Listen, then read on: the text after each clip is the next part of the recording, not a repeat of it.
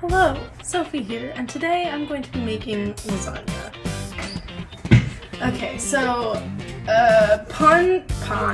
pot? There we go. What was I thinking of? I don't know. Pot gymnastics. I need 3 pots. Do I? I do. I need pot to cook meat, which I'm choosing this pot.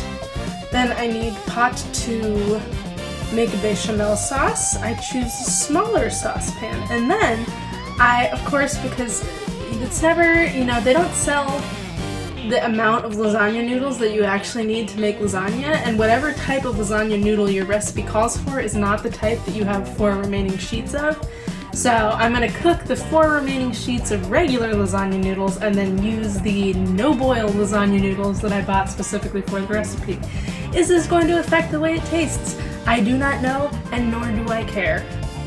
Change of pans. I'm going to cook the lasagna noodles in here, and I'm going to cook the meat in here. I'm not measuring this. It says a teaspoon. How hard could it possibly be? I choose my meat. The recipe calls for a pound of beef and a pound of pork. So I got this ground beef and pork blend. Okay. Put in the meats. Love that. The color of cooked beef/pork is not that appealing. Also, it keeps making squeaky noises, which I don't know if you can hear.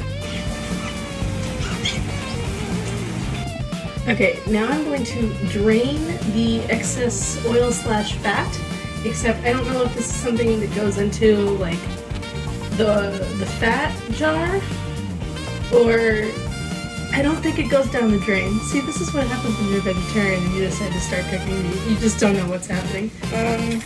This just doesn't feel right. This feels like a bad idea. Is this the way? I love tomato paste. You know what my favorite thing about tomato paste is, now that I learned? Freezing what you don't use. So you like stick it in a Ziploc bag, squish it into cubes, and then just pull out a cube every time you need a tablespoon. Well, friends, I have a development. I misread the recipe, but it turns out the recipe wanted 2 32-ounce jars, which I just simply don't have, and I'm simply don't have the time or energy to rectify.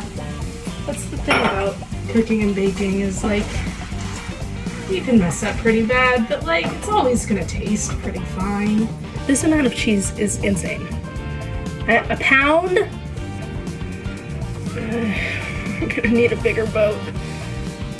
I'm about to have to use all 4 burners on my stove because the bechamel wants me to heat up the milk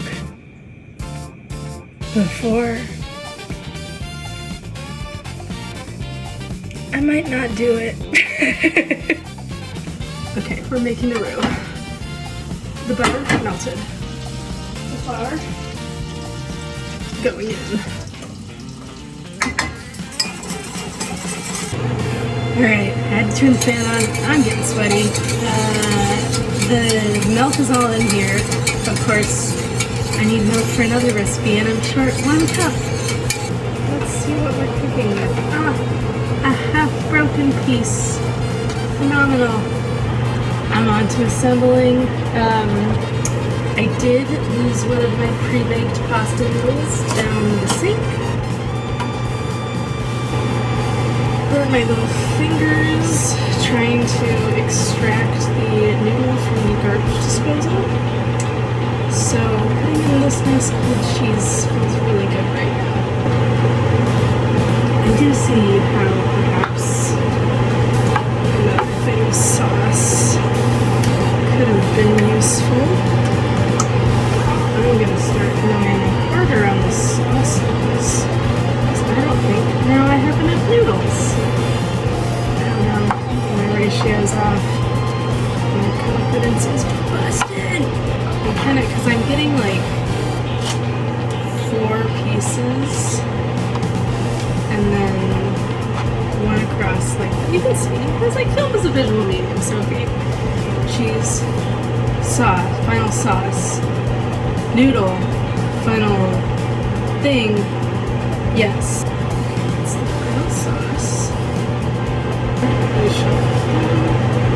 Dead center. Or I could resurrect the garbage noodle. I don't think you guys would like that. Final baby chanel. I'm supposed to grease a piece of foil. I don't have spray of the cooking variety.